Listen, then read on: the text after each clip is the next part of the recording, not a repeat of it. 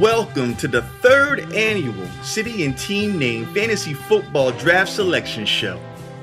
It's 2016, and we're coming off of an historic 2015 campaign. To summarize last season with one sentence, we saw teams fail, we saw teams bail, and we saw one team excel. We also saw cheating, conspiracies, and collusion, but they don't rhyme, and we won't get into all that. With this being the third annual selection show, most of you already know the routine, but for the benefit of the 3 new owners, let's go over what we'll see not only here today, but throughout the fantasy football season. The City and Team Name Fantasy Football Draft Selection Show reveals the order in which all owners will be selecting their draft prospects. Along with designating each team a draft pick, we will also be revisiting what each team did last season, and once again hearing directly from particular owners regarding key factors about their team.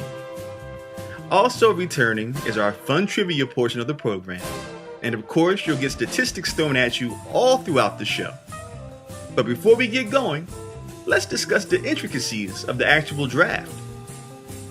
At a date revealed later in the show, we'll be taking part in a live draft on NFL.com, where you'll have a minute and a half to make your selection. To quote the great philosopher Jesus, "Those who are last shall be first, and those who are first shall be last." That's how the rotation of this draft works. In other words, if you have the number 1 pick, you won't be drafting again until pick number 32. This is what's called a snake rotation, so plan wisely. Each team is required to draft 1 quarterback, 2 running backs, 3 wide receivers, 1 tight end, 1 kicker, and 1 defense/special teams. That's 9 total selections, and there are 15 rounds. So who you decide to draft to fill the rest of your roster is completely up to you. Every year, there's always an owner rushing around to enter the draft just seconds before it's underway. So I'm required to say, make sure you get there early. The draft room usually opens up 15 minutes before the draft starts. So unless you're working or you have another engagement that afternoon, there should be no issues getting to the draft on time. As I mentioned before, we have 3 new teams, and we also have some reconstructed divisions. Competition is going to be at an all-time high in what will be the 9th year in the City and Team Name Fantasy Football League. Over the last few seasons, we've learned the waiver wire will be our best friend. But everything begins with the draft. The draft is where you plant your seed and hope to grow a champion. Tonight, all owners will have a bit more clarity as to who they should target and how to arrange their draft boards. This is the first time in 3 years that we have no clue who will be selecting number 1 overall, so the anticipation is running high. But let's not delay any longer. Let's send it down to the commissioner as he kicks off the 2016 Fantasy Draft Selection Show.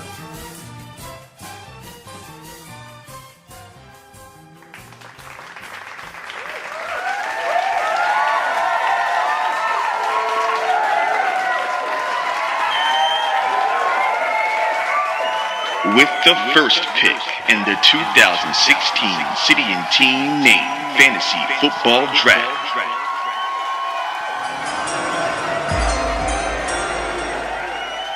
the Palm Beach Elitists.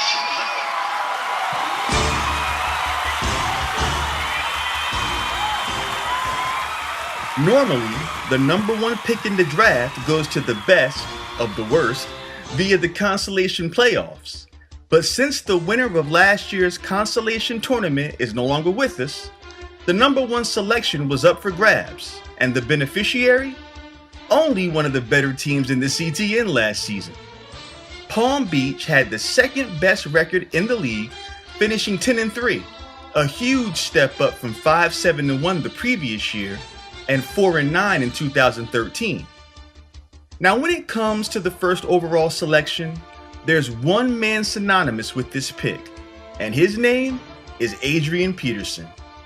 AP has been selected number one overall 4 out of the last 5 years, and he's currently on an impressive streak, being drafted over the last 3 years respectively by the San Juan La Princesa, the Los Angeles Dons, and the Ben Selem Wolves. But with that being said, it wasn't Peterson finishing in the top 10 of total points scored. As a matter of fact, no running back scored in the top 10, and only one running back scored within the top 25. That was Devontae Freeman, and Palm Beach rode Freeman all the way to their first division title. It's amazing when you look back and realize that Devontae went undrafted. As they say, hindsight is 20/20. But Palm Beach obviously had the foresight to snatch him off the waiver wire in week 3. And from week 3 to week 11, Freeman rewarded Palm Beach with double-digit point production. And let's not take anything away from Palm Beach's draft. They grabbed Odell Beckham Jr. in the second round. He was the 5th best wide receiver in terms of points scored. And with the 15th pick in the first round, they drafted Ben Roethlisberger, who, if not for injury, would have easily been a top 5 scorer. I had the opportunity to speak with the owner of the Elites prior to his knowledge of attaining the number one selection this year, and I asked him whether he preferred the opportunity to get the top prospect early in the round or strategizing to get the best talent in the back end of the round. And this is what he had to say. This is a great question. Funny part of all that is, as the first season, yeah, I did have that 5th pick, but I think that was also my worst season. And then the second season, later pick, but I got better. And then of course, this last season, I had 15th pick, and I had, I think, the second best record, regular season record in the league. Now, one thing I figured was, no matter who you get in the beginning, you can never tell who's going to be a bust or who's going to actually be a beast during that season. Even your superstar elites have turned out to be busts, whether it's injuries or just, horrible team chemistry, whatever the case may be. And in my case, I figured throughout the season, there's going to be plenty of trade opportunities. So you'll be able to pick up that talent along the way. So, whether it's, to get that top prospect as an early pick or to get the leftover talent in the, with later picks, to me, it kind of doesn't matter. I'm trying to put together the best pieces that I can. And if that has to do with making trades throughout the season, then so be it. So yeah, that's my word, and I'm sticking to it. I sense a lot of confidence coming out of the city, affectionately known as the Island. They made their first playoff appearance last year, and I'm sure they have plans of improving even more in what will be their 4th season. And whether they like it or not, Palm Beach is sitting at number 1, and they hold all the cards. The commissioner is ready to unveil who's picking at number 2.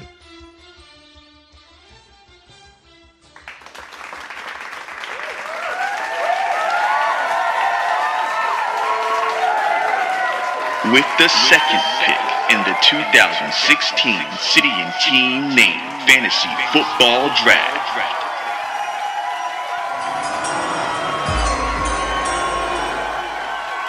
the Guthrie Gorilla Family.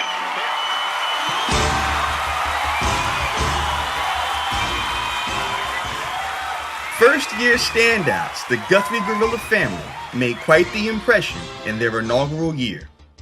Their very first impression was made during last year's draft when they selected 2 wide receivers with their first 2 picks.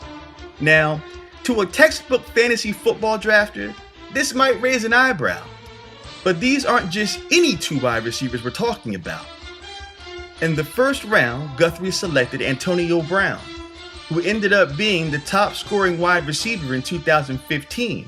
And that's scary, considering his numbers took a straight nosedive once Big Ben got injured. Yet, he still outscored standout wide receivers with healthy quarterbacks like Odell Beckham Jr. and Julio Jones. Oh yeah, Julio Jones. That would be Guthrie's second round pick. Even though Antonio Brown was the top scoring wide receiver last year, Julio led the league in receiving yards, putting up 1,871. I'm not sure which of these 2 are Batman and which one is Robin, but Guthrie had a dynamic duo last year, and they combined for 3,705 yards. That's about 37 football fields. With that total, Brown and Jones went into the record books, being the only 2 receivers to amass such combined yardage. Speaking of records, teams threw the ball 59.1% of the time last season, which is the highest percentage since 1995. Maybe the Austin Ankle Breakers saw the future when they selected Andrew Luck with this very same pick in last year's draft. Quarterbacks made up the entire top 10 in scoring last season. That's the first time that's ever happened in the history of fantasy football. Guthrie enjoyed the spoils of those statistics to the tune of sharing the best record in the conference at 8-5, becoming the West Division champions and earning the number 2 seed in the playoffs. But Guthrie couldn't make it out of the first round, and to add insult to injury, they were ousted by their division rivals and eventual city and team named Fantasy Bowl champions, the Hollywood Scene, after splitting with them in the regular season. If that doesn't add a bit more to their rivalry, I don't know what does. It appears the commissioner is ready with the next pick. Let's send it down to the podium.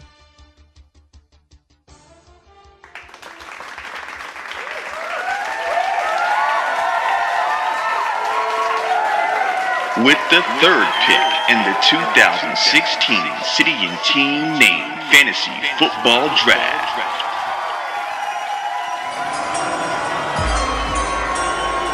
the Croydon Cannibals.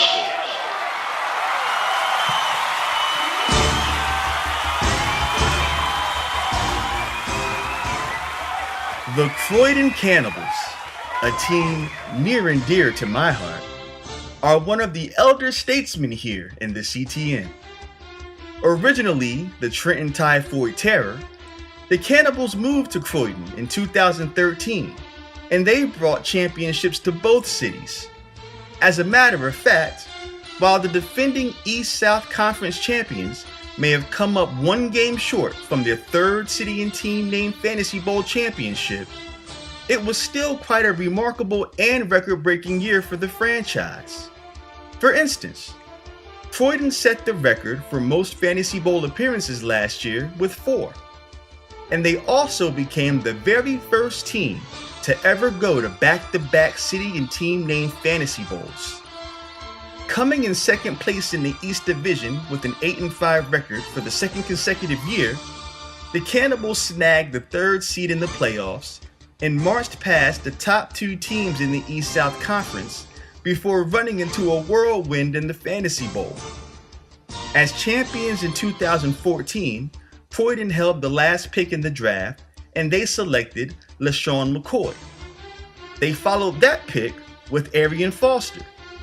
McCoy had one of his worst statistical seasons, while Foster only played a grand total of 4 games. Not the first time Arian Foster has bit Croydon in the ass. As the saying goes, fool me once, shame on you. Fool me twice, you know what? Shame on you still, because I needed a running back in the 2nd round, and I thought I could trust you. I thought we were here, man. Anyway, The story of the 2015 Cannibals is one of resilience. How, you may ask? I present Exhibit A. Allen Hurns and Allen Robinson combined to be the most point-productive wide receiver teammates in fantasy football. And at one point, Croydon had both of them on their team. In what's gotta be the worst trade of the year, the Cannibals, still in dire need of a running back, Arian, traded Allen Robinson, who proved to be the more consistent of the duo, along with Delaney Walker and Jonathan Stewart, to the St. Louis Stallions for, wait for it, Eddie Lacy. He'd become the 23rd ranked running back in the league by season's end. But there is a saving grace for the Cannibals, and his name is Cam Newton. And I can't forget Greg Olsen, who both had the best statistical seasons of their careers. The Croydon Cannibals live by never getting too high and never getting too low. Consistency is always their key to finding themselves in the thick of things come December, and 2016 should be no different as they look to reassemble and plant their flag on top of that mountain for a third time. The fourth pick is ready to be given away. Let's go see who's receiving it.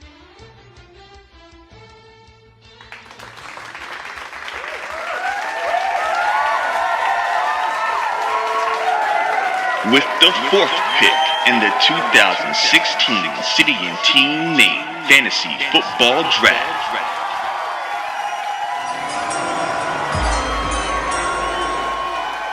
the Portland Riverhawks.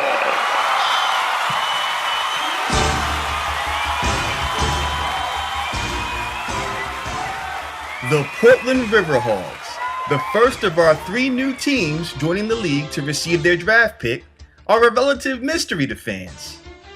Oregon is a state that's been looking for a champion since the 1977 Trailblazers, and now there's a renewed hope that this team might be the franchise to bring a title back to their town. Every year, we watch with bated breath as a new team suits up to see whether they'll be the first team to win a championship in their rookie year.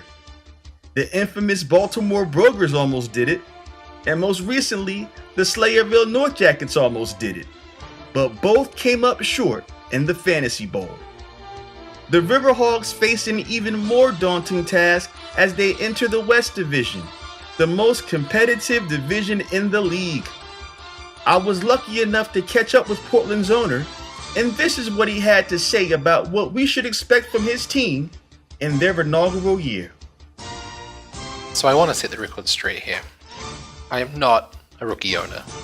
I may be new to the CTN League. There is no way I am a rookie. And as for what you should expect from the Portland Riverhogs, first place in the West. Then, me pushing for the championship title. I know saying that just sounds like cockiness, but I'm willing to back this up with hard work, and my results speak for themselves. The only reason the West Division is the most competitive this year is because I'm in it. I understand that defending champion is in the division, and I'm okay with that. I prefer the challenge. But Hollywood scene, know this. To be the man, woo! You gotta beat the man. And I'm saying right here, right now, in the CTN League, I am the man. It appears the Riverhogs look to be the limousine-riding, jet-flying, kiss-stealing, wheeling-dealing son of a guns of the CTN in 2016. But we're going to see if they can walk the walk as good as they can talk the talk soon enough. Pick number 5 is up. Let's go visit the commissioner to find out the recipient.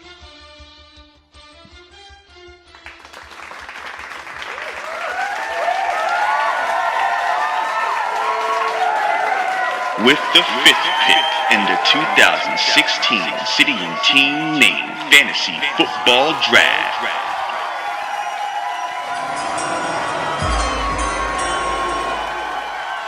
the Hartford Hungry Hippos.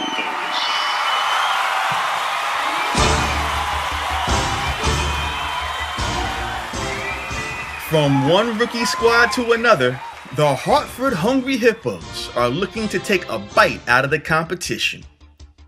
Hartford resides in the East Division, and they'll have their hands full with the likes of an established team like the Croydon Cannibals, a team that's sure to be looking for revenge in the Slayerville North Jackets, and another fellow newbie looking to assert themselves in the Woodbury Walking Dead. There's not much else to be said about the Hungry Hippos except they hail from a winning pedigree, being from the New England area. So if that's any inclination as to what we should expect from them, then whoever they face better bring a lunch pail and a hard hat, because these guys won't be an easy out. And as always, we'll be looking to see if they are the first team to win a championship in their rookie year. Speaking of firsts, in 1963, George Blanda was the very first fantasy football draft pick. In 2008, the City and Team Name Fantasy Football League was created. Can you tell me who the first pick in the history of this league was? I'll give you a little time to think about it. In the meanwhile, let's head back to the commish.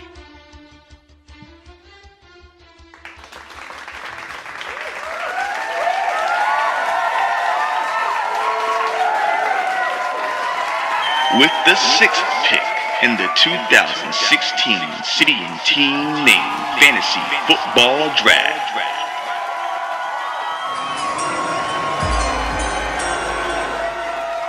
the St. Louis Stallions.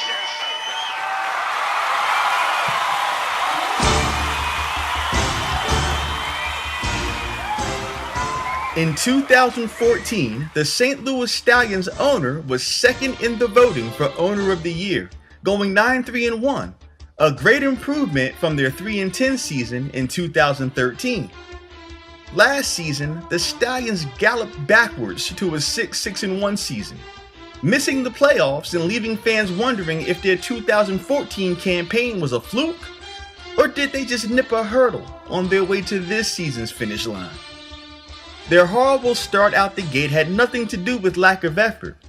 Their owner made quite the trade when they acquired Allen Robinson for first-round number 3 overall bust Eddie Lacy. Robinson scored double-digit fantasy points in 12 games last season.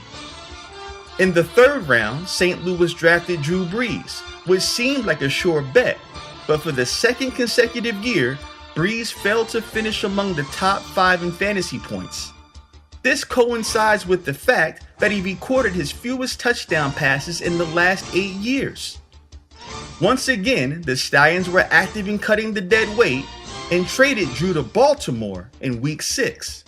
And as luck would have it, Brees exploded for 62 points in Week 8 against the Giants, throwing for 505 yards, 7 touchdowns, and 2 interceptions.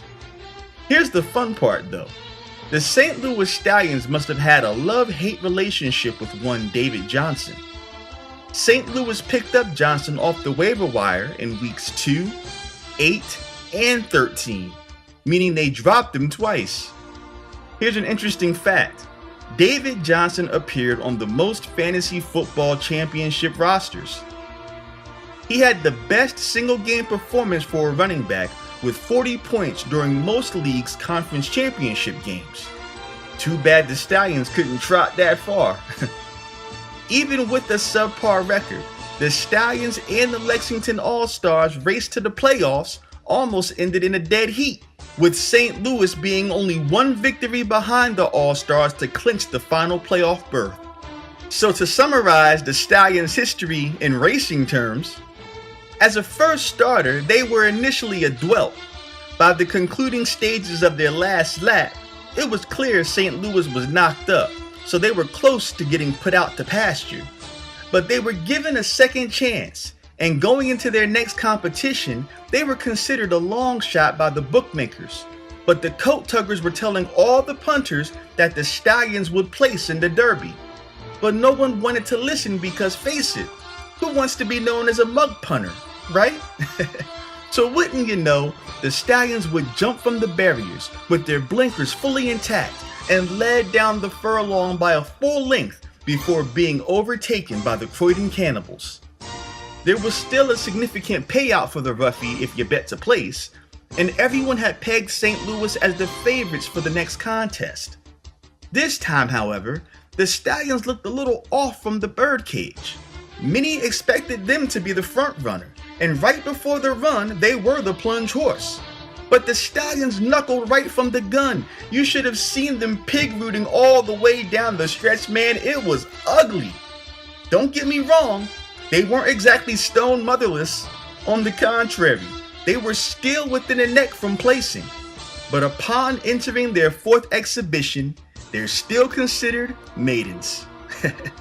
On that note, let's find out who will be selecting with the number 7 pick.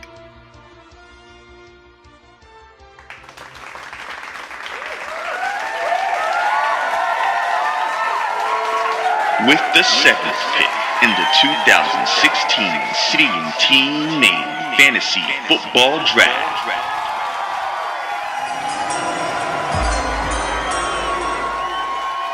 the Slayerville North Jackets.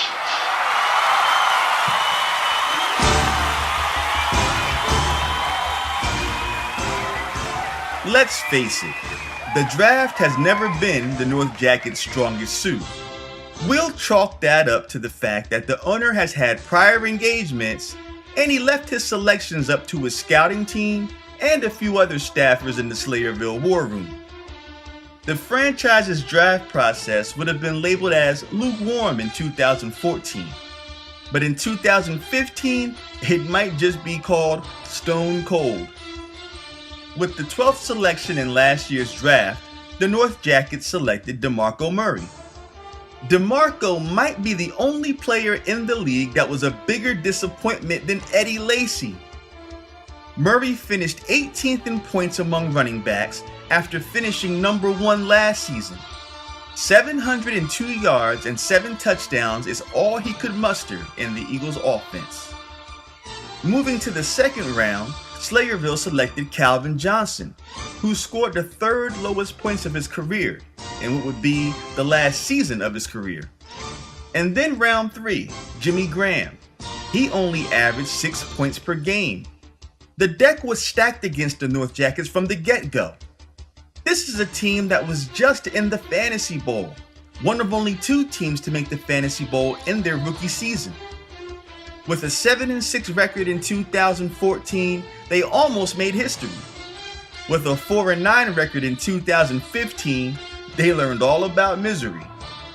I'm happy to announce that this year, the City and Team Name Fantasy Football League has partnered up with 96.5 WFFL Fantasy Sports Network.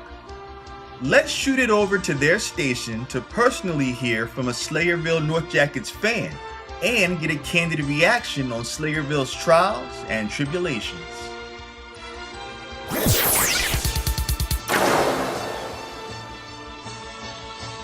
So, do you look at my favorite team and do you fucking say, that's a team that's committed to building a champion? Do you say that to yourselves? We've been waiting for fucking years, okay, to get a championship. This franchise owes it to us fans to put together a championship team now. It's as simple as that. And are they doing everything they can to build that championship team? No. Okay? They're not going the full distance to build a champion.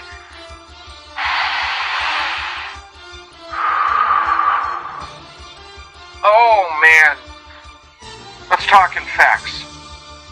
I'll give the team this. They've done a pretty good job as far as free agency. But as far as the draft, it's been garbage. As far as trades, it's been garbage. And then the injuries hit, and then we're fucked. And it seems like every year the depth of this team becomes less and less. 2 years ago, 3 years ago, that was the strength, the depth. And we all know you're the one calling the shots. Yeah. You aren't getting the job done. How can it make so much fucking sense? How can a move make so much sense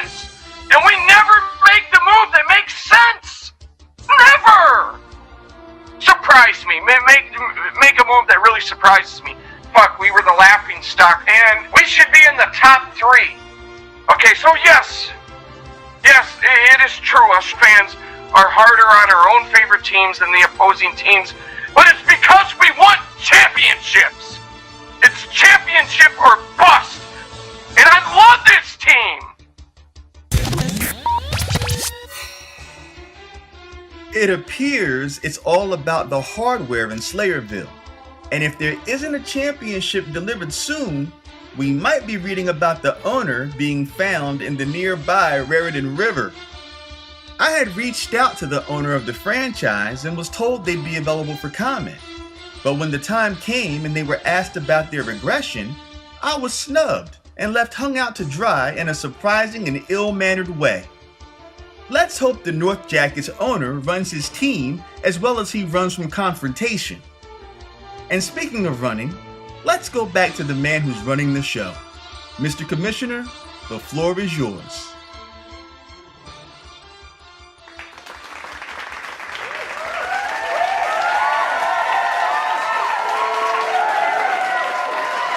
With the 8th pick in the 2016 City and Team Name Fantasy Football Draft,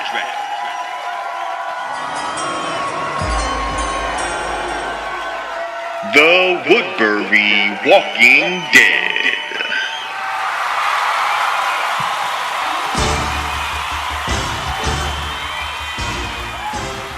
Hailing from the cold soil of Woodbury, the Walking Dead are the last of the new teams to receive a draft pick. What do we know about this new team?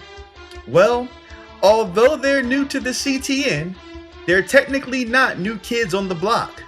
They're more in sync with this game than some would imagine, and they're looking to raise the temperature on their opponents above 98 degrees. With 5 years of experience under their belt and a couple trips to the championship game, should we expect Woodbury to be formidable right from the start? As it's been said quite a few times already, no rookie team has ever won the Fantasy Bowl. But here's an interesting fact. The two teams that's actually made it to the Fantasy Bowl in their rookie seasons both came from the East Division. Now that's what I call a motivating statistic.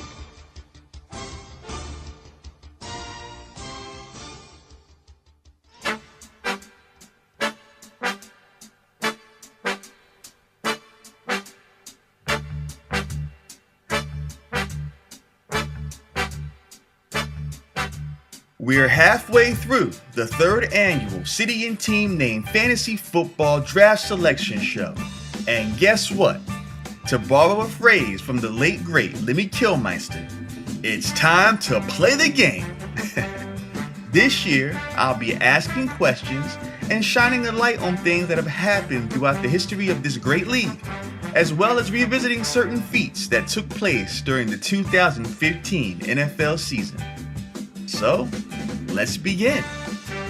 Question number 1. Earlier in the show, I revealed that George Blanda was the very first fantasy football draft pick back in 1963. And I asked if you knew who the very first pick in the history of the CTN was. Care to venture a guess? How about a multiple choice? Was it A. LaDainian Tomlinson, B. Frank Gore, or C. Adrian Peterson? If you thought it was C, you're pretty smart, because I said earlier in the program that Adrian Peterson was synonymous with the number 1 pick. But I didn't say it was this number 1 pick. Frank Gore, he had some good years back in those days. But it wasn't him either. The number 1 pick back in 2008 was the one and only LT, LaDainian Tomlinson. The Ponchatoula Green Wave was the lucky recipient of the first overall selection in the very first draft. Tomlinson had one hell of a track record for himself going into 2008. He was the top scoring running back and the number 10 overall in scoring in 2007. And in 2006, he had that ridiculous record-breaking 28 rushing touchdown season. So Tomlinson seemed like a sure bet for not only Ponchatoula, but probably for every owner in the league. And for all the inquiring minds out there, Frank Gore would end up finishing 14th in points for running backs that year. Peterson finished 3rd in points for running backs, but he actually led all rushers with 1,757 yards. And LaDainian, he finished 7th, in what would be his last time surpassing 1,000 rushing yards, and what would also mark the beginning of his decline. The surprise at number 1 that year was DeAngelo Williams with 1,581 yards and 18 touchdowns. 7 years later, in 2015, DeAngelo would re-emerge on the fantasy radar, ranking 4th among running backs with 907 yards and 11 touchdowns. Unbelievable. All right, next question. Who had the longest run from scrimmage in 2015? Was it A, Marcus Mariota, B, Demaryius Thomas, or C, Todd Gurley? You would assume a running back, right? That would be a no. Sorry, but it's not Todd Gurley. We've all seen Demaryius streak downfield after catching a screen pass before, but he didn't run far enough to be the answer to this question. Sorry, Demaryius. As shocking as it may seem, the answer is A, Marcus Mariota. A few of you may remember the great highlight of Marcus sprinting upfield against Jacksonville for 87 yards. That one run gave Mariota 14 points alone. Believe it or not, that's more points than Alfred Morris scored in any game all season. And he's a running back. Question number 3.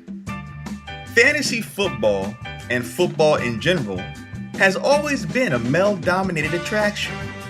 But obviously, there are women who enjoy both. The very first group of women who played fantasy football can actually be traced back to a specific date.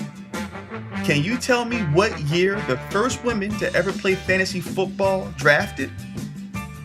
Would it be A, 1993, B, 1974, or C, 2005? Let's start by eliminating the easy one. Over 20 million people were playing fantasy football by 2005, and I'm sure one of them was a female. Let's see, 1993 was a very good year. A great year for music, a great year for my Dallas Cowboys, and of course, WrestleMania 9. But it wasn't the year women started playing fantasy football. If you guessed 1974, you're awesome. And more importantly, you're correct. The first fantasy football draft was held in 1963. We've established that. But women were not allowed to partake. It was an all-boys club. Fast forward 11 years, and a man by the name of Al Santini helped to establish an all-women's fantasy football division. A division, or league as we call it today, that was named the Queens. At this time, there were only 200 fantasy football players, and it was still a regional pastime. So Al Santini and the Queens are very much trailblazers. Women have always been a huge part of the city and team named Fantasy Football League, and I'd like to take the time to acknowledge the ones that have graced us with their play. The very first woman of the CTN, Sheila, owner of the Green Bay Packerbackers. Wilma, owner of the San Juan La Princesa. Lisa, owner of the Austin Ankle Breakers. Tammy, owner of the Charlotte Queen Bees. And our only survivor, Marclita, owner of the Minneapolis Blazers. We thank you all for your contributions. Now on to question number 4. Of the 4 options listed below, who scored more fantasy points in their first 5 seasons? Was it A, Peyton Manning, B, Randy Moss, or C, Cam Newton? Randy Moss was a complete terror as soon as he stepped on the field, but he does not have the most fantasy points in the first 5 seasons of his career. Let's see. If you said Cam Newton, you might be a Panthers fan. And you might be right. Cam Newton has scored 1,628 points in his first 5 seasons. And Peyton Manning is right behind him at number 2. He scored 1,279 fantasy points in his first 5 seasons. So Cam wins by a landslide. And now, for our final question. A question that has a lot of meaning for one particular team. Question number 5. What draft pick has produced the most Fantasy Bowl champions? Is it A, 15, B, 4, or C, 1?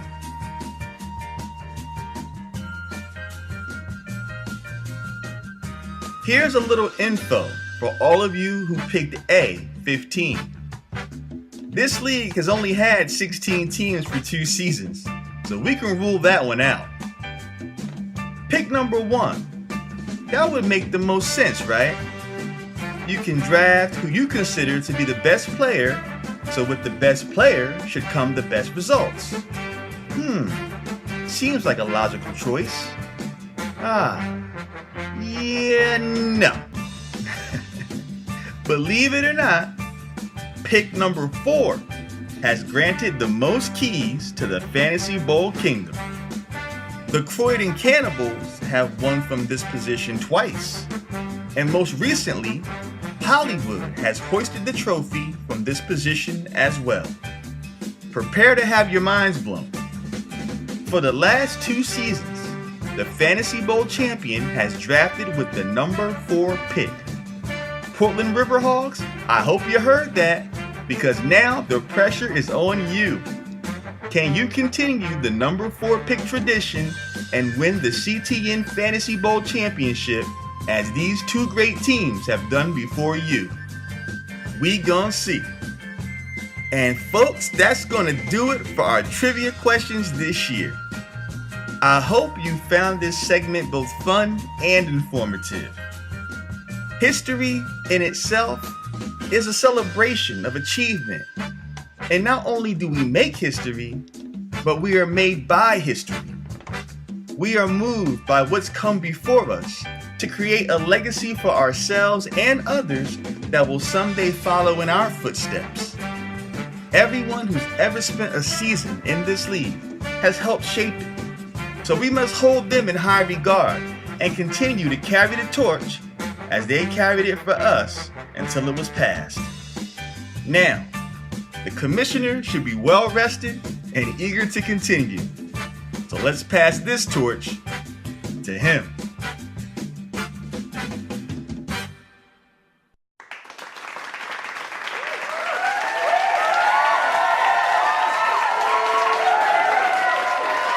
With the 9th pick in the 2016 City and Team Name Fantasy Football Draft,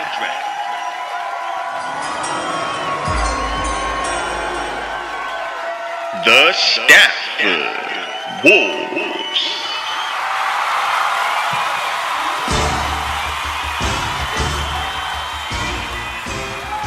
Yes, you heard that correctly. The former Ben Selling Wolves have found a new home and a new division. They have become only the 2nd team to relocate in the 9-year existence of this league. The question is, What team will they bring with them? The 5-8 team of 2014 or the 10-2-1 best record having, best overall statistical team of 2015? One thing is for certain, the reigning owner of the year is still at the helm, and with him at the control panel, one would have to say they're heavy favorites to make some noise this upcoming season. Following the Wolves' rookie 5-8 campaign, they earned the #1 pick last season and drafted everyone's favorite top pick, Adrian Peterson. Stafford hit pay dirt with their pick because Peterson was the only running back with more than 300 rushing attempts and only one of 2 running backs to surpass 200 fantasy points on the season. Here's an amazing stat.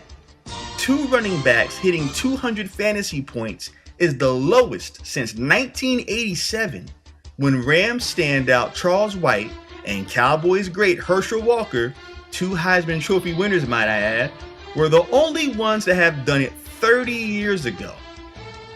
Peterson's contribution to the Wolves' success was immeasurable. Adrian Peterson alone actually had more rushing yards than 7 teams. But I can't let Adrian take the credit for everything, because Stafford's owner kept his ear to the ground and made great moves in free agency. Right before the start of the season, the Wolves picked up Ryan Fitzpatrick, a huge contributor to their offense. They also picked up Josh McCown in Week 5, and that particular week, he shocked the world for 43 points against Baltimore, throwing for 457 yards and 2 touchdowns in the air, along with 1 on the ground.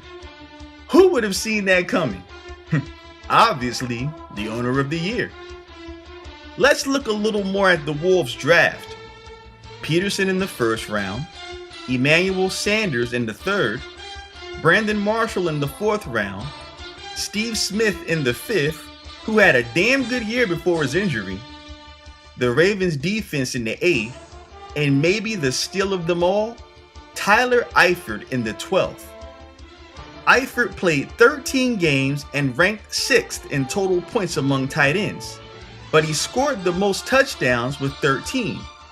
Had he not missed 3 games, he could have easily been the #1 tight end in the NFL and in fantasy points. And when it comes to fantasy points, the Wolves topped the list with 1,386. But as the saying goes, all good things must come to an end. Ben Salem entered the playoffs for the first time and defeated the Carolina Kingdom Beats in the wild card round. But waiting for them was now X-Division rivals, the Croydon Cannibals, a team they split with during the regular season. In one of the greatest games in city and team name history, the Cannibals and Wolves did battle in an epic conference championship match. Fitzpatrick scored 16, Danny Woodhead gave him 30, 26 came from Emmanuel Sanders, and another 20 from Ted Ginn. But the Cannibals were ready for war. 20 from the Cardinals defense, 18 from Kamar Aiken, 16 points from Golden Tate, add 13 more from Greg Olsen, and 51 points from Cam Newton. 1 game away from the Fantasy Bowl, and the Ben Salem Wolves lost 131-121. A disappointing end to a great year, but you have to believe the Stafford Wolves will be a better team for it. Let's hear what the owner of the Wolves had to say regarding how the success came about. 5-8 in my first season wasn't ideal, but the next time around, I thought with my brain and not my heart. I chose players that I thought at least would get me to the playoffs, but obviously that turned out to be so much more. But all in all, I plan on repeating this owner of the year and going to the chip. So everybody better look out for them Stafford Wolves. A man of few words, but we heard his message loud and clear. With Stafford joining Palm Beach in the South Division, we now have 2015's top 2 teams in the standings under one roof. But in 2016, one is going to have to take a back seat while the other calls themselves division champions. We are now beyond the midway point. Commissioner, take it away.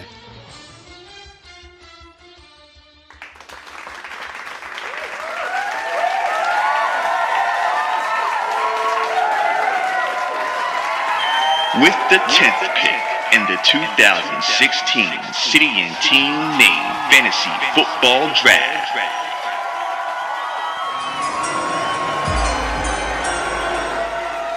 the Lebanon Pioneers.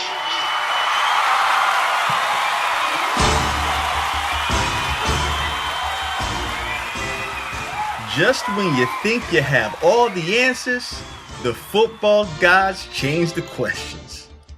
With the 14th pick in last year's draft, the Lebanon Pioneers selected C.J. Anderson. In the next round, they selected Peyton Manning. A couple of safe picks, right? Wrong. C.J. Anderson ranked 27th among running backs in fantasy points scored after showing huge upside in 2014. And then there's Peyton Manning. Let's talk about Peyton for a second. He threw 9 touchdowns and 17 interceptions in 9 games. That's the second most interceptions of all quarterbacks on the year. He averaged 9.1 points per game, which ranked 40th among quarterbacks. To put that into perspective, that's literally right below Johnny Manziel. If we skip all the way to the 10th round, the Pioneers drafted the worst defense in the league when they selected the San Francisco 49ers. Luckily, their Rams defense picked up the slack. With all that being said, they're still moving in an upward fashion. In 2013, the Pioneers were 3-10. In 2014, they were 5-8.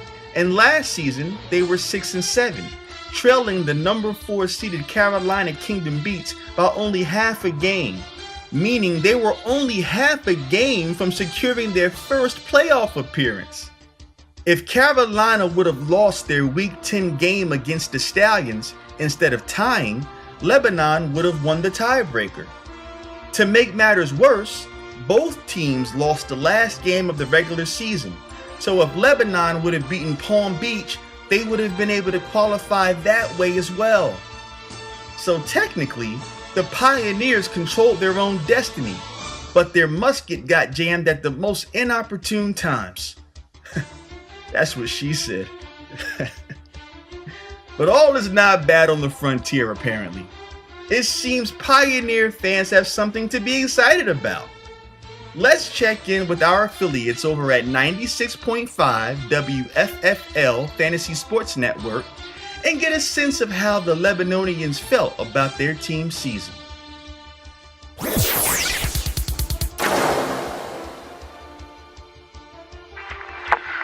Oh yeah, that's right. I don't get to get on here much and brag. I don't like to get on here and brag much, but I loved it. Oh yes, I loved it. And I'm gonna cut this in short and sweet, but I just want to get on here and brag about how they dogged ass. Finally. I know y'all might think I'm cocky, but goddammit, it's been a long time coming. Damn it. They've been on lockdown, you know, a couple years ago. They couldn't do nothing. They couldn't go nowhere. Hell, let's give up. We can't do nothing anyway. We can't go nowhere. Damn, man, I'm proud of them. I'm gonna drink this one for you. I even got a red cup. That's a Sweet Home Alabama playing. Hell, I'm feeling good. Tighten up, baby. I love it. I know Hillbilly's somewhere loving it. You damn right. Keep rolling, baby.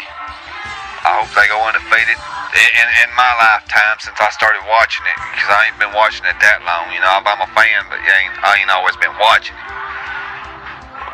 Anyway, I'm gonna get off here.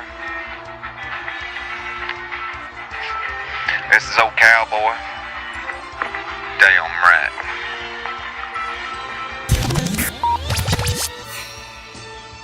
Well, if old Cowboy speaks for all Lebanon fans, it seems they're more than happy with the subtle improvements being shown by the Pioneers. Just a little food for thought. Last year, the Baltimore Brokers drafted Russell Wilson with the 10th overall pick.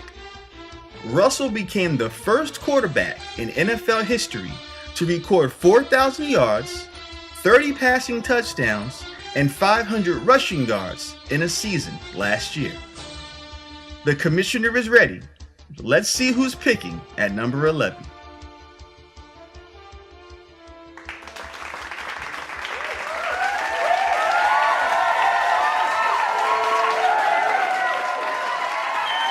With the 11th pick in the 2016 City and Team Name Fantasy Football Draft,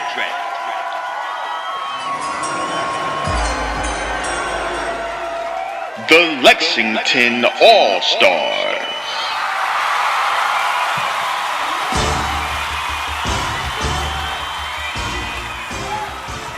This is probably the most interesting story of the 2015 season.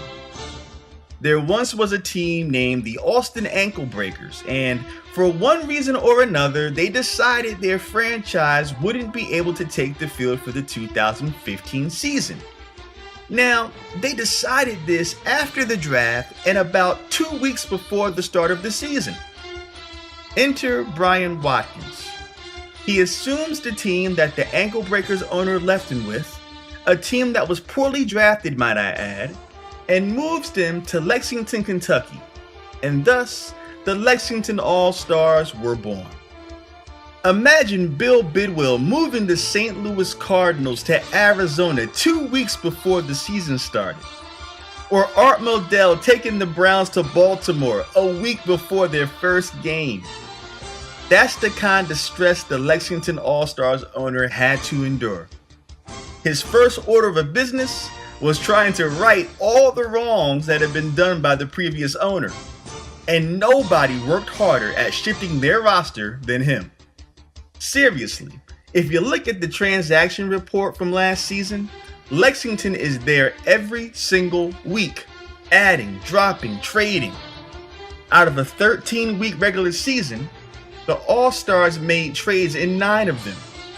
Some of the highlights were trading the woeful Andrew Luck to Croydon for Tyrod Taylor, turning around and trading Tyrod Taylor, Malcolm Floyd, Chris Johnson, and Tavon Austin to Baltimore for Demaryius Thomas, Amir Abdullah, and the record-setting Russell Wilson. And then Giovanni Bernard, Mike Wallace, Alex Smith, and Martellus Bennett to Kalamazoo for Matthew Stafford, Isaiah Crowell, and the unstoppable DeAndre Hopkins. Lexington's non-stop activity paid off because they took what should have been one of the worst teams in the league and turned them into a playoff team in their very first season. Unfortunately, the buck stopped in the very first round when they were eliminated by the Chi-Town Crushers. But if there was ever such a thing as a moral victory, the Lexington All-Stars won it. I was happy to have the chance to chat with the All-Stars owner, and he went on to recap the season through his own eyes and give us a glimpse of what he feels is to come for his team. Let's have a listen. You know, last year when I joined the league, I actually was filling in for some girl. I don't know who she was, don't really care. She actually already drafted a team, and the team wasn't really all that good, so I really had to do what I felt was probably the right thing. The biggest thing actually was I probably made a lot of mistakes by trading players off. I was just trading them off because honestly I didn't really like them. So basically I should have probably, stayed with them. What I plan to do this year maybe is I guess don't worry about who you trade. Just trade and make sure you try to get the best players. Last year I was trying to actually make a big run, but I knew it wasn't going to happen because, like everybody said, she didn't know what she was doing. She got a defense in the second round, which was probably a mistake. But I guess what I'm going to try to do is just, try to get the best players possible to draft and just try to go with it, and I guess see what happens. In order to accomplish what Lexington had in 2015, it takes a special kind of person. And there's no doubt in my mind that Brian Watkins is indeed special. The crowd is on pins and needles waiting to see who will be selecting at number 12. Let's not make them wait any longer.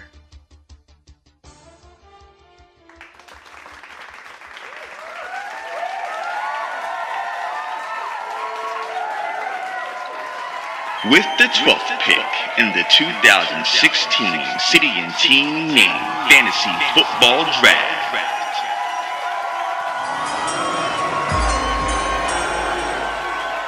the Chi-Town Crushers.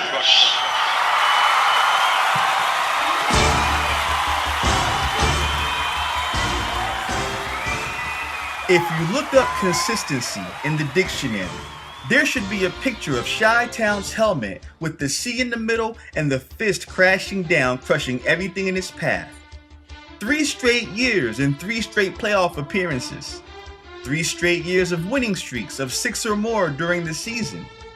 You can also always count on Chi-Town to not show their hand regarding who they'll be starting in their lineup until game day. And as for the first couple seasons, you could also count on the Chi-Town Crushers getting knocked out in the first round. But the winds of change are blowing a little inconsistency into Chi-Town's fold. And how apropos, considering we're talking about the Windy City. Let's start with the fact that the Crushers' number 8 pick, Matt Forte, put up the second lowest fantasy numbers of his career and rushed for less than 1,000 yards for the first time in 4 years. Forte was a top 5 running back in 2014 and was basically the largest contributor to the Austin Ankle Breakers' huge season. Let's jump ahead to round 5, where the Chi-Town Crushers drafted Tony Romo. Only 2 weeks into the season, Romo fractured his clavicle. He came back week 11, and in week 12, he fractured his collarbone. So what would Chi-Town do during Tony's sabbatical? Well, they would employ almost every quarterback that was willing to jump out of the waiver pool. Let's take a look at the list. Brandon Weeden, Ryan Mallett, EJ Manuel, Matt Castle, Colin Kaepernick, Johnny Manziel 3 times, and then they traded for Eli Manning. If you think their quarterback rotation was insane, you should see who led the Crushers in scoring every week.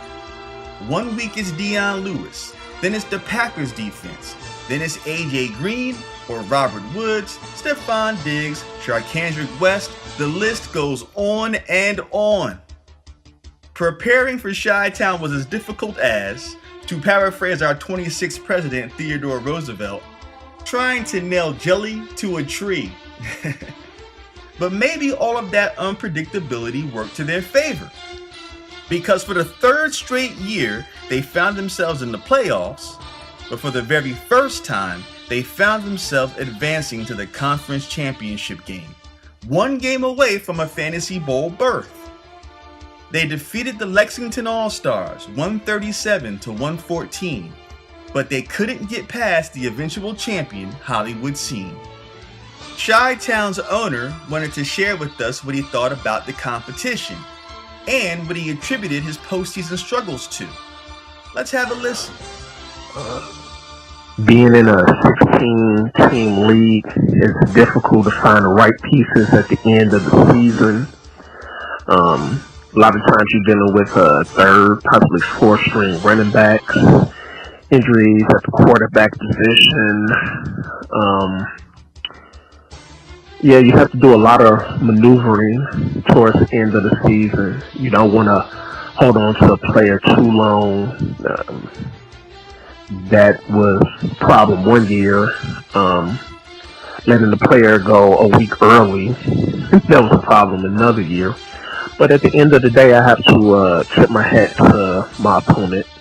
They just beat me, and there's no excuses. So this year, when I make the playoffs, hopefully it'll be a different story. If humility wins games, the Crushers should go undefeated. But coming off of an 8-5 record, they'll be looking to recapture some of the magic from 2013 when they went 11-2. 12 down, 4 to go, and 13 is next. So let's find out who will be selecting at that lucky number.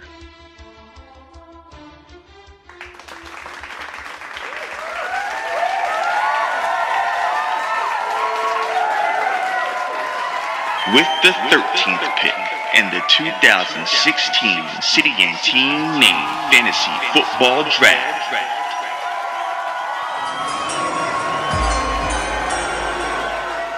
the Minneapolis Blazers.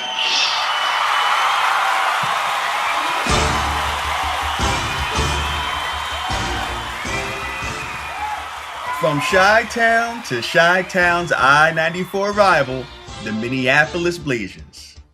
The Blazers may not necessarily understand the objective of this game. You see, you're supposed to win.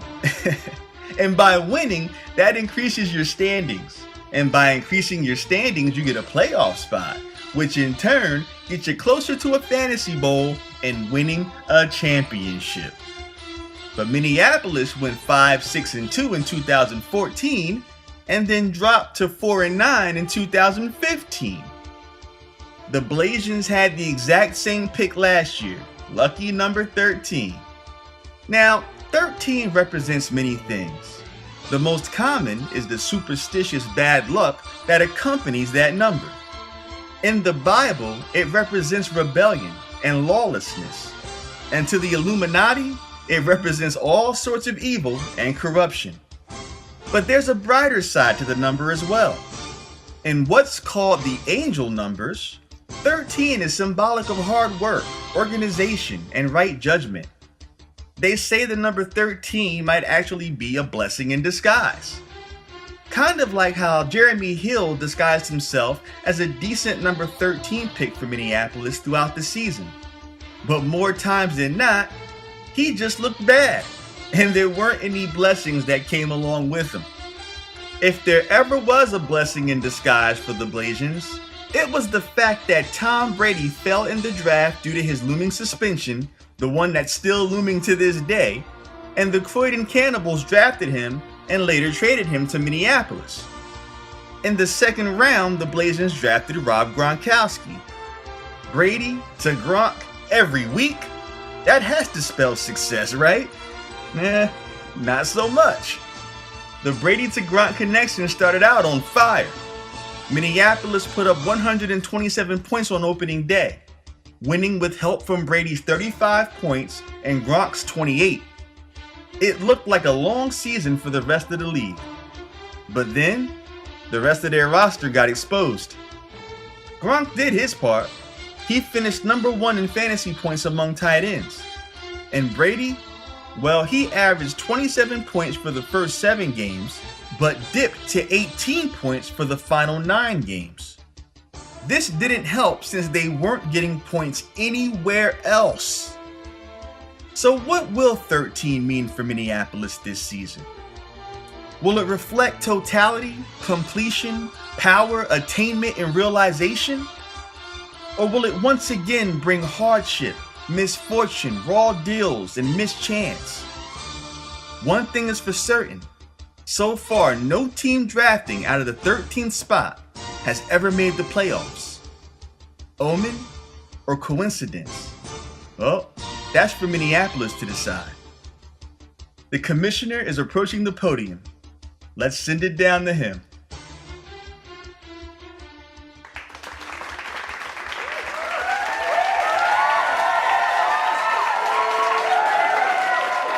With the 14th pick in the 2016 City and Team Name Fantasy Football Draft,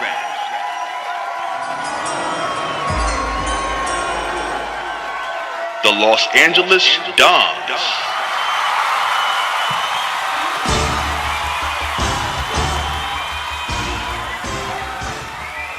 Another of the fearsome foursome from the West Division, the Los Angeles Dons have steadily improved.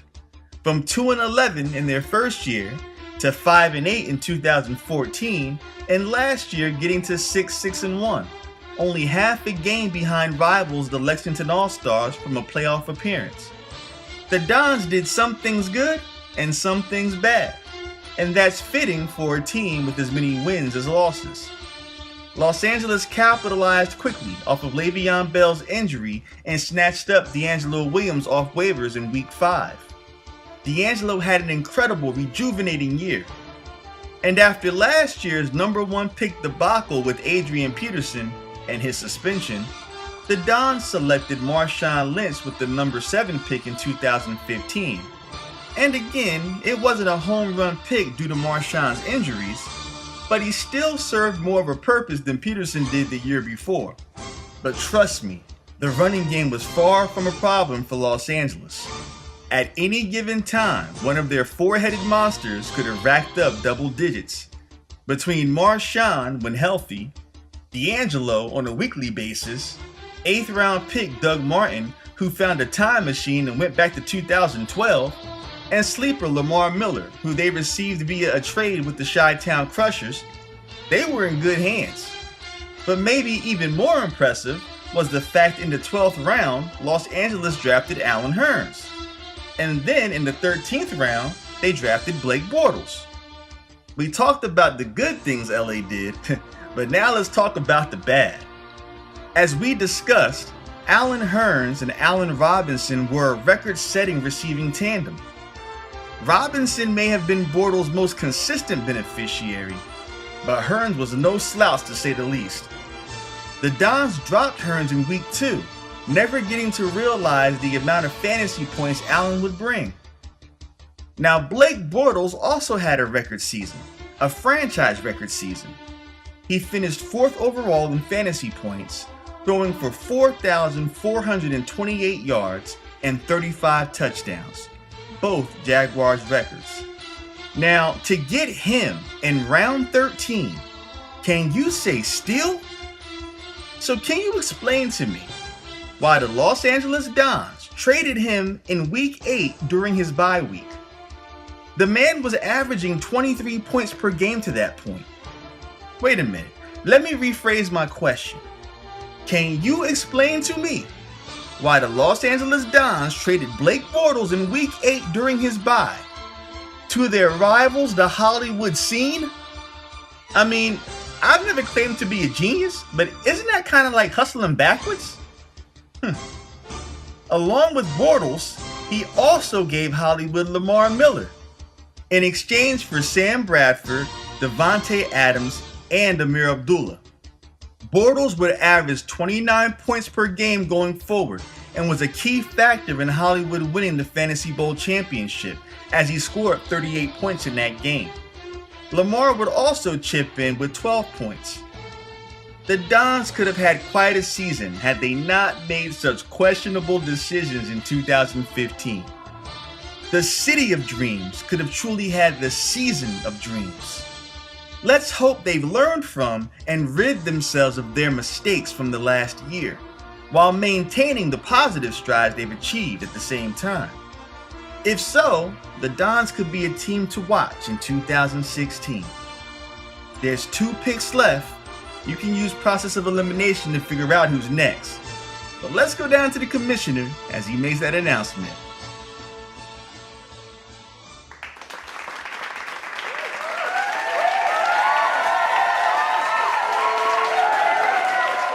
With the 15th pick in the 2016 City and Team Name Fantasy Football Draft,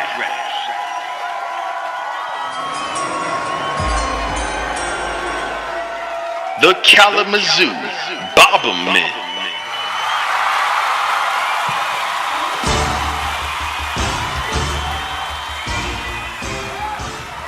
Vincent Van Gogh, Johann Sebastian Bach, Andy Warhol, all geniuses who were unappreciated in their time. Sometimes we're so caught up in the moment that we don't necessarily see brilliance as it's happening. The Kalamazoo Bombermen deserve to be mentioned in the same breath as Leonardo da Vinci and Henry David Thoreau because they too were brilliant. Never in the 9 years of the City and Team Name Fantasy Football League has another team brilliantly stunk as bad as the Bombermen. Kalamazoo made league history with an all-time low 1-12 record, and 5 of those losses were just embarrassing. 128-76 versus Palm Beach in Week 2. 104-67 versus Lexington in Week 8. 91-58 versus Chi-Town in Week 9. 105-69 versus Lebanon in Week 10. And 148-79 versus St. Louis in Week 13. Oops, I crapped my pants. Why and how did these catastrophic events happen to Kalamazoo, you may ask? Well, with the number 5 pick in the first round of last year's draft, the Bombermen selected Le'Veon Bell, who played a total of 6 games all year. Mark Ingram, their second round pick, played surprisingly well for 12 games, but he didn't last the entire season either. DeAndre Hopkins was taken in the 3rd round, great pick, but he was used as trade bait to make up for their pick of Matthew Stafford in round 5. And since newly acquired Alex Smith couldn't get the job done alone, the Bombermen scoured the waiver wire and found recently released Kirk Cousins, who had everyone saying, "You like that? You like that?" by Week 7 when he scored 35 against the Buccaneers. Unfortunately, Kalamazoo played Alex Smith that week instead. Go figure. I'll give the Bombermen a little credit. They did have the wherewithal to strike the iron while it was hot with Cousins. From Week 7 on, he averaged 22 fantasy points per game. Over the last 4 weeks of the season, Kirk Cousins scored the 2nd most fantasy points in the league, which would have been great for Kalamazoo had they won about 6 more games and made the playoffs. But Kirk Cousins couldn't do it all by himself.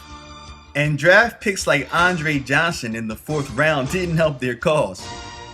Kalamazoo looked like a team that was ready to rebuild after their 5-8 rookie year. And fans were sorely disappointed to see the drop-off in quality and performance last season. Let's send it to 96.5 WFFL Fantasy Sports Network and have a listen to a Kalamazoo fan unleash his fury.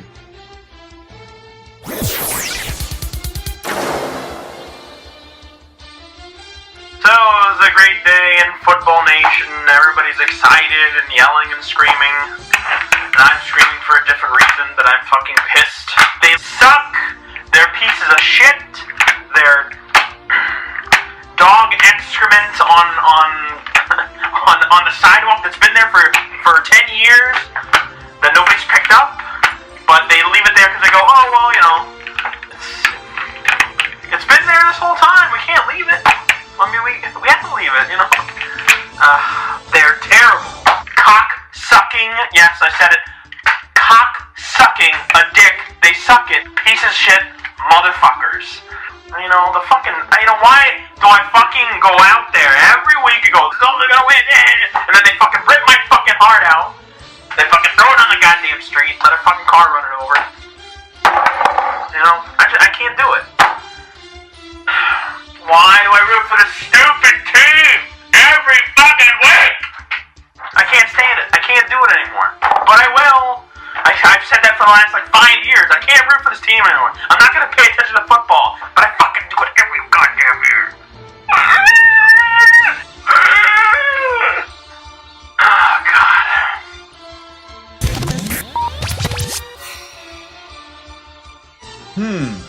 We might need to send a medic over to that caller. And I'd advise him to send his medical bill to the owner of the Kalamazoo Bombermen. And now for our final pick. Let's send it down to our commissioner for the last time tonight before we celebrate our champions.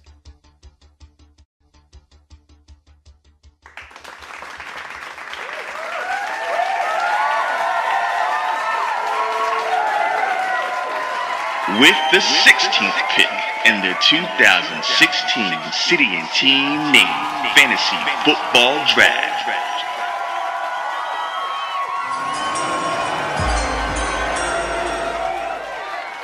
The Hollywood Scene.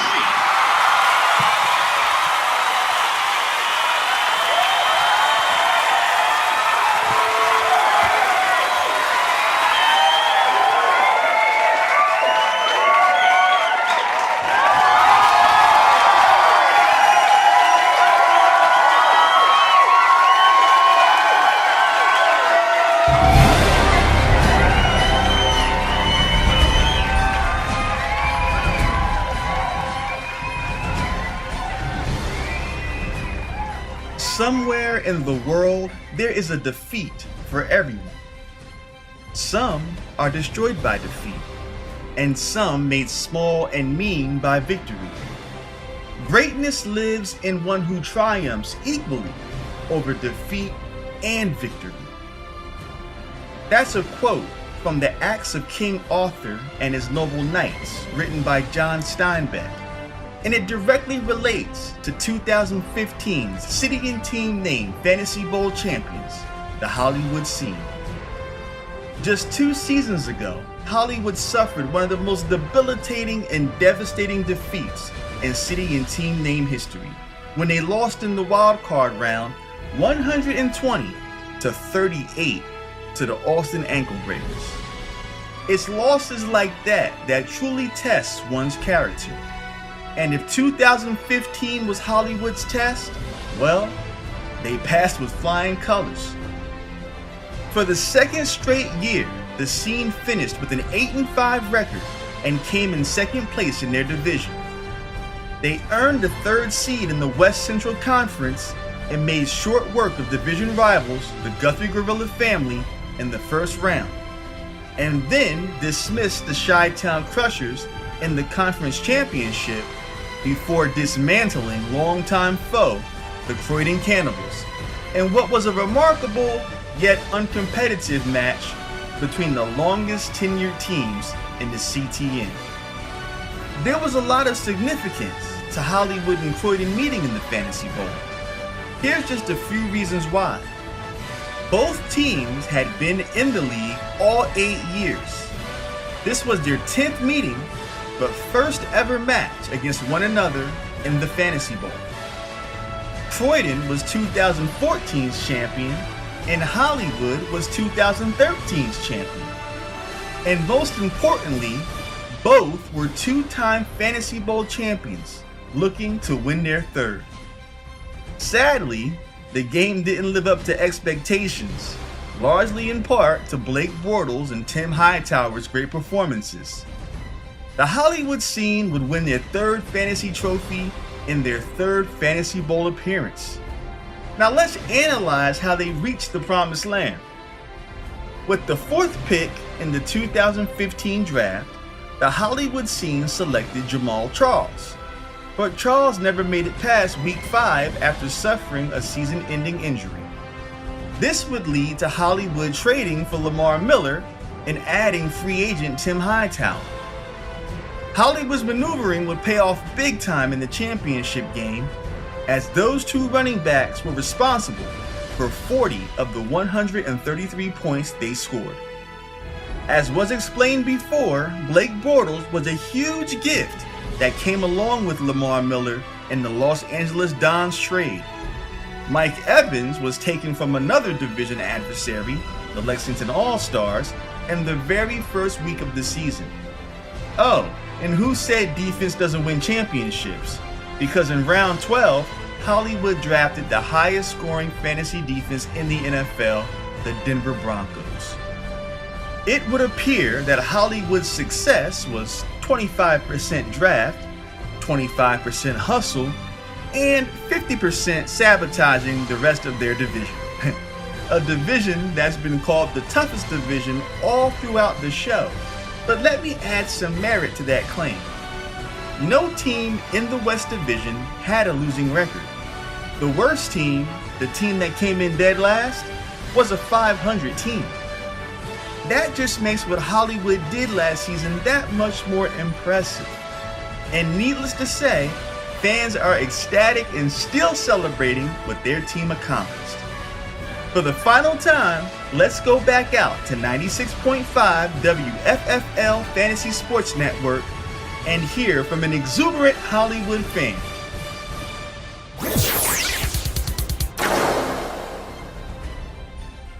How about that victory, y'all? Game over. Win. But we got that win. Still feeling great. Still feeling really good. It's a nice vibe to have after the kind of slump we've had. We're positive, man. We got a win. Dude, it would have sucked to lose and to have to deal with the craziness that would be fans afterwards. But you know what? I ain't mad at you, homies. I got nothing but love for you. Your team finally did not beat my team. And you know what? I know how it feels to be on that losing end of things, and it sucks. But I'm glad to not be there. And you know, we were in it together, and my face is all full of sunshine. Literally full of sunshine. And what else do I gotta say, man? I'm too happy. You know what, dude?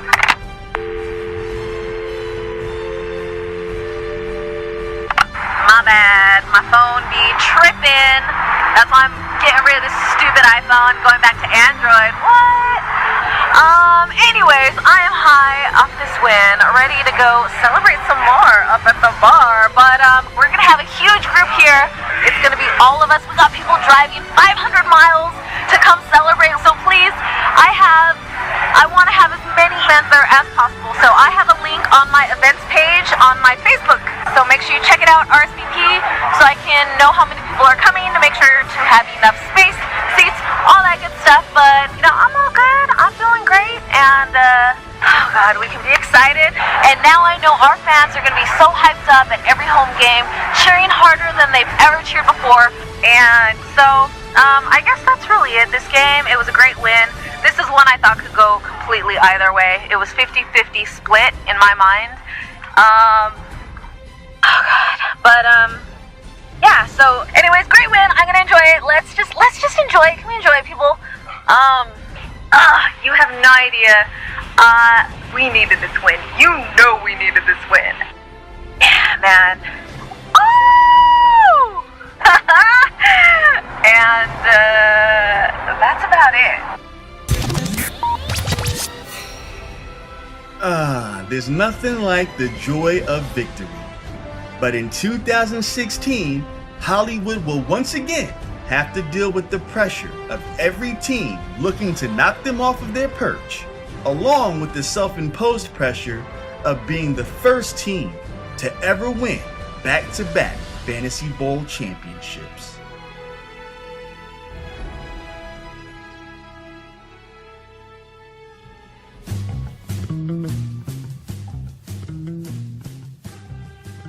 So, I've quoted Jesus, Theodore Roosevelt, Lemmy, and John Steinbeck all within about an hour, but I'm saving the best for last.